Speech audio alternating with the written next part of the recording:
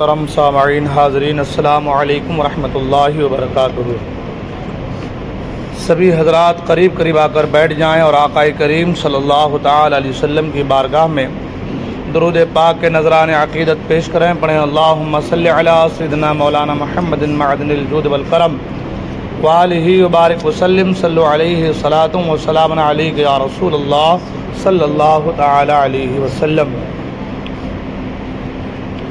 حضرات محترم،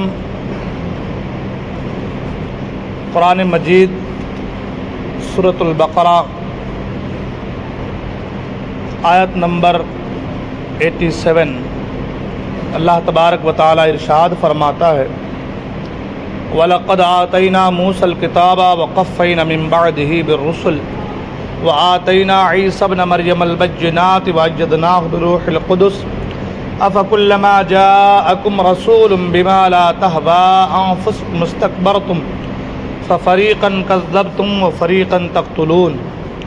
اور بے شک ہم نے موسیٰ کو کتاب عطا کی اور اس کے بعد پے در پہ رسول بھیجے، اور ہم نے عیسیٰ بن مریم کو کھلی نشانیاں عطا فرمائی اور روح پاک کے ذریعے ان کی مدد کی۔ تو اے بنی اسرائیل، کیا تمہارا یہ معمول نہیں ہے کہ جب کبھی تمہارے پاس کوئی رسول ایسے احکام لے کر کے آئے جنہیں تمہارے دل پسند نہیں کرتے تھے تو تم تکبر کرتے تھے، پھر ان انبیاء میں سے ایک گروہ کو تم جھٹلاتے تھے اور ایک گروہ کو شہید کر دیتے تھے۔ حضرات محترم، وَلَقَدْ آتَيْنَا مُوسَى الْكِتَابَ، اور ہم نے موسیٰ کو کتاب دی۔ یہاں سے بنی اسرائیل کو دی گئی مزید نعمتیں بیان کی جا رہی ہیں۔ اس آیت میں کتاب سے تورات شریف مراد ہے، جس میں اللہ تعالیٰ کے تمام عہد مذکور ہیں، اور ان میں سب سے اہم عہد یہ ہے کہ ہر زمانے کے پیغمبروں کی اطاعت کرنا، ان پر ایمان لانا اور ان کی تعظیم و توقیر کرنا، جیسا کہ سورہ مائدہ آیت نمبر 21 میں مذکور ہے۔ اس آیت کے حوالے سے پچھلے ہفتے میں کچھ باتیں ہوئی تھی۔ اللہ فرماتا وَقَفَّيْنَا مِن بَعْدِهِ بِالرُّسُلِ، اور اس کے بعد پے در پہ رسول بھیجے۔ حضرت موسیٰ علیہ السلام کے زمانہ سے حضرت عیسیٰ علیہ السلام تک متواتر انبیاء اکرام علیہم الصلاۃ آتے رہے۔ ان کی تعداد 4000 بیان کی گئی ہے۔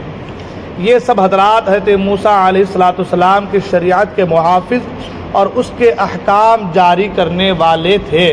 اور چونکہ ہمارے آقا خاتم الانبیاء صلی اللہ علیہ وسلم کے بعد نبوت کسی کو نہیں مل سکتی، اس لیے شریعت محمدیہ کی حفاظت اور اشاعت کی خدمت علماء ربانی اور مجددین کو عطا ہوئی۔ آتینا عیسی ابن مریم البینات، عیسیٰ بن مریم کو ہم نے نشانیاں دی۔ ان نشانیوں سے مراد حضرت عیسیٰ علیہ السلام کے معجزات ہیں کہ جیسے مردوں کو زندہ کرنا، اندھوں اور برس والوں کو صحت دینا، پرندوں کی صورت بنا کر کے جان ڈال دینا، غیب کی خبریں دینا وغیرہ وغیرہ، جیسا کہ سورہ آل عمران آیت نمبر 49 میں موجود ہے۔ بہت سے لوگ ایسے کہتے ہیں اللہ کے سوا کسی کو غیب کا علم نہیں ہے، لیکن جب آپ قرآن مجید سورہ مریم پڑھیں گے تو اس میں صاف صریح طور پر حضرت عیسیٰ علیہ السلام کے حوالے سے لکھا ہے کہ ان کا قول نقل ہے جو ہے قرآن مجید میں سورہ آل عمران 3 پارہ میں، کہ وہ خود کہتے ہیں کہ میں مردے کو زندہ کرتا ہوں اور اندھوں کے اوپر ہاتھ رکھتا ہوں تو وہ بینا ہو جاتا ہے، جو کوڑھ اور برس کی بیماری مبتلا ہے ان کو صحت دیتا ہوں، پرندوں کو بناتا انی اخلق لکم من الطین کہیئۃ الطیر فانفخ فیہ فیکون طیرا باذن اللہ۔ تو کہتے ہیں میں پرندوں کی صورت بناتا ہوں، پھر اس میں پھونک مارتا ہوں تو اس میں جان پیدا ہو جاتی ہے، وہ اڑنے لگتا ہے۔ یہاں تک قرآن میں ہے کہ لوگ اپنے گھر سے کیا کھا کر کے آتے تھے، عیسیٰ علیہ السلام ان کو بیان فرماتے تھے کہ آج تم نے گھر میں یہ کھایا ہے، تم یہ کھا کر کے آج میرے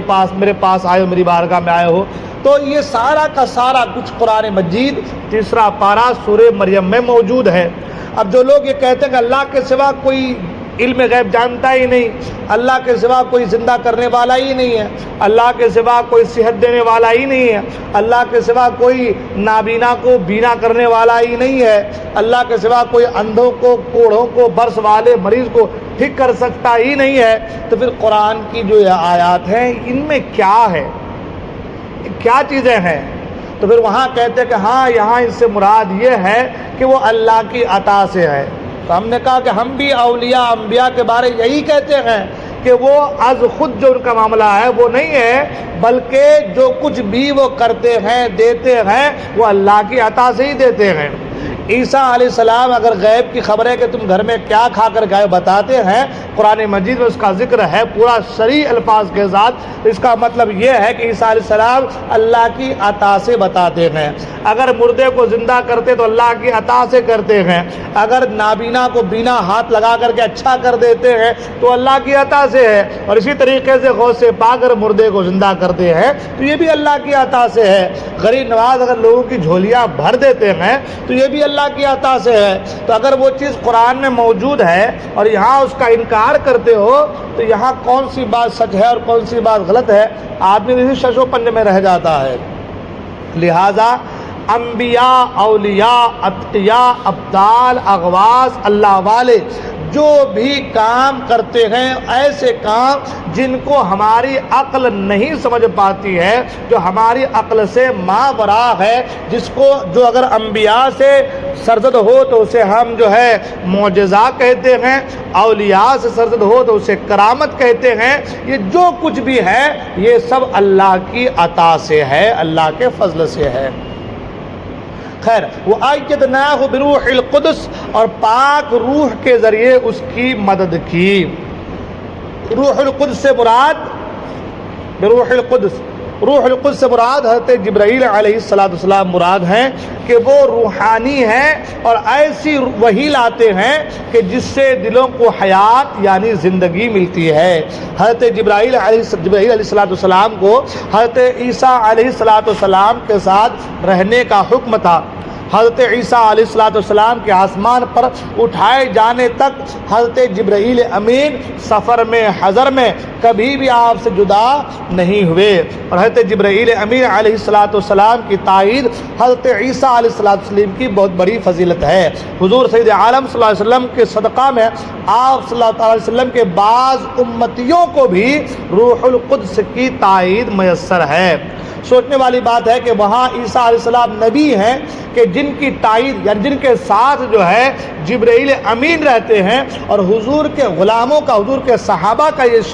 شان ہے کہ حضور کے صحابہ یعنی حضور کی امت، حضور کے چاہنے والوں کو بھی، بعض امتیوں کو بھی جو ہے روح القدس کی، جبرائیل امین کی تائید میسر ہے۔ چنانچہ بخاری میں، ابو داؤد میں اور معجم کبیر کی یہ حدیث پاک ہے، حضرت حسان رضی اللہ تعالیٰ، حضرت حسان بن ثابت رضی اللہ تعالیٰ کے لیے ممبر بچھایا جاتا اور وہ نعت شریف پڑھتے، حضور پرنور صلی اللہ علیہ وسلم ان کے لیے دعا فرماتے، اللہم اجدہ بروح القدس، اے اللہ روح القدس کے ذریعے حسان کی مدد فرما، ہے نا۔ تو یہ اللہ کے نبی کے غلاموں کی شان ہے، سبحان اللہ، ہے نا۔ اس آیت سے اور اس آیت کی تفسیر سے یہ بھی معلوم ہوا کہ غیر خدا کی مدد شرک نہیں ہے۔ غیر خدا، اگر غیر اللہ، کوئی اللہ کا بندہ اگر کسی کی مدد کرے تو یہ شرک نہیں ہے۔ اللہ تعالیٰ نے حضرت عیسیٰ علیہ السلام کی مدد حضرت جبرائیل امین کے ذریعے سے فرمائی، ہے نا۔ عیسیٰ علیہ السلام جو کہ نبی ہیں، ان کی مدد جبرائیل امین کے ذریعے سے فرمائی، اور جب حضرت جبرائیل امین مدد کر سکتے ہیں تو حضور اکرم صلی اللہ تعالی وسلم بھی اللہ تعالیٰ کی عطا کی ہوئی طاقت و قدرت سے یقیناً مدد کر سکتے ہیں۔ حضور اقدس صلی اللہ علیہ وسلم کا اپنی ظاہری حیات مبارکہ میں مدد فرمانے کا تو کثیر احادیث میں ذکر موجود ہے، ذکر ہے، البتہ ہم یہاں دو ایسے واقعات ذکر کرتے ہیں جن سے یہ ثابت ہوتا ہے کہ سرور عالم صلی اللہ علیہ وسلم نے اپنے وصال ظاہری کے بعد اپنی بارگاہ میں حاضر ہو کر فریاد کرنے والوں کی مدد فرمائی ہے۔ انشاءاللہ ان دو واقعات کو جو احادیث مبارکہ کی روشنی میں ہے انشاءاللہ میں کل بیان کرنے کی کوشش کروں گا۔ اللہ تعالی ہم تمام کو کہنے سننے عمل کرنے کی